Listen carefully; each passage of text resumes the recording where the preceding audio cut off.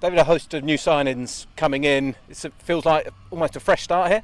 Yeah, it is, because we knew we had a real big turnaround in the summer. So obviously the Liam Sweeten and the gaffer have been really busy in bringing players in. Now it's us getting in and teaching them the style that we want to play.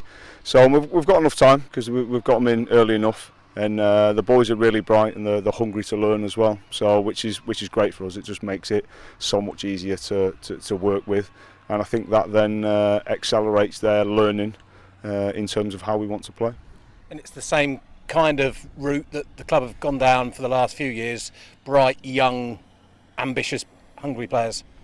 Yeah, that's what we want. It's the way the club's got to run, but we also need that mix as well.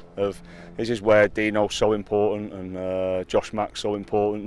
Them senior heads are so important, because for them to be in the dressing room with the young boys, and there's going to be times when things are going to be great, and there's going to be certain games when not so great, and that's where that senior management on the pitch live at the moment comes really important, because there's certain bits that once the game starts, it's really hard to affect as a manager and coaching staff.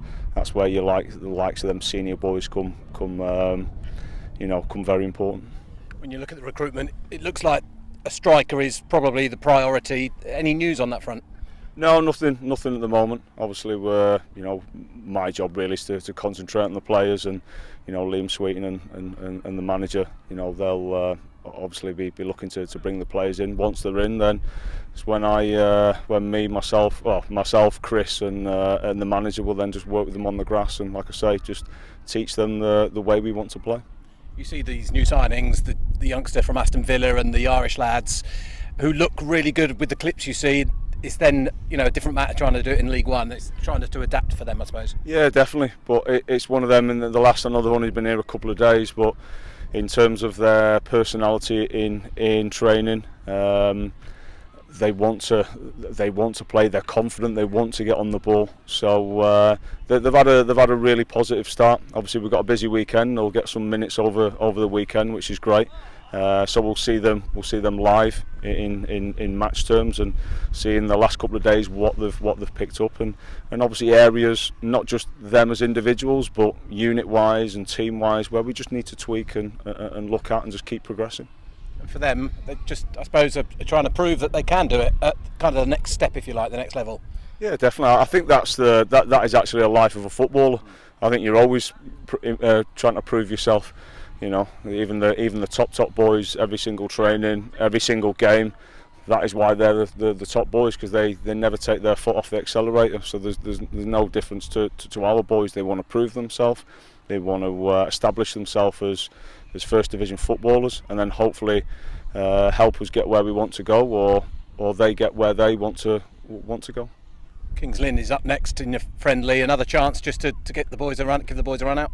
Yeah, it'll be good. So obviously it's a stadium game, so it'll be good as well. Big pitch as well. I've experienced Kings Lynn many times. Being at Norwich, we always play them pre-season. So it's like I say, it's a big pitch, and some lads will get 90 minutes, and some boys will get the 45, and that's what we've got to do. We've just got to manage the squad best possible, just to keep them physically developing where we want them to get, just to make sure they're ready to rock and roll first game of the season. Nice blend at the club at the moment as far as the players are concerned. With just maybe a bit more experience, do you feel? Yeah, well, like I say, the recruitment wise, I don't really get involved that much recruitment wise. It's more when they walk through the door, that's when the likes of me and Chris come alive. Is having a watch of the boys, getting to know the boys, areas that they want to improve on, and then over time, we'll be looking at them as well, and then we'll come up with their individual development plan that fits nicely into the team plan, and then we just move them forward from that. And you and the management team happy with where you are at the moment, with 2.5 weeks to go till the season? Yeah, we're in a good spot. And like I say, I'm be waiting on Liam Sweeten and the gaffer to see what more recruitment is to come. We've also got plenty of time as well. There's the window's open for quite a number of weeks yet. So we don't need to, if we are going to recruit anymore, we don't need to rush. rush in anything. We just need to be patient and make sure we get the right person. I think that's what sometimes fans don't understand. They think we've got to get it all done before that first game, but actually you've still got a month, haven't you? And it'll trickle down when the bigger clubs do their business.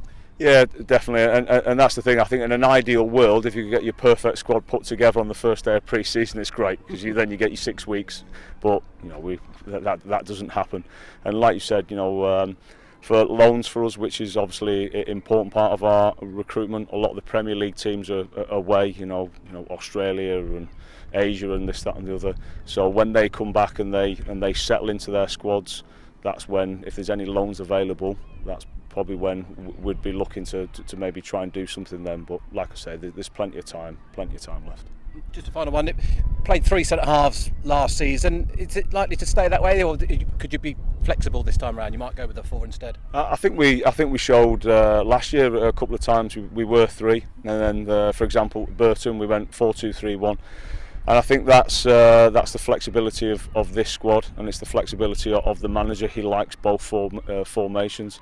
So once again, I think it'll be probably horses for courses, and we'll see what each game brings and what's required to get something out of that game.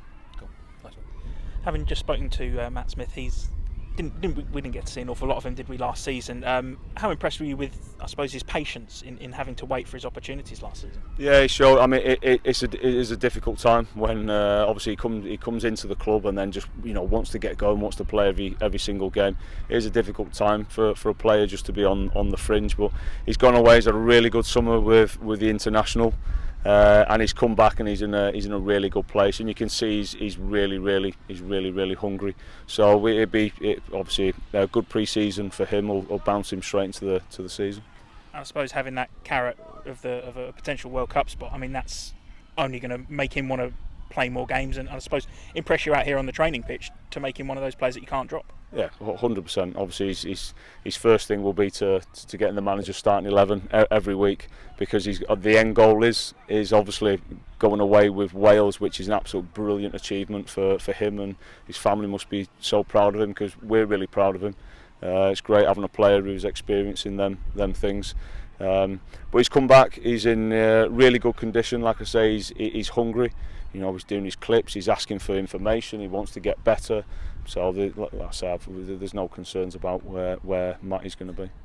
You mentioned there to Jeff about the idea of switching up formations, and not just formations that you can switch up at the moment. Feels like there's so many players for each position again.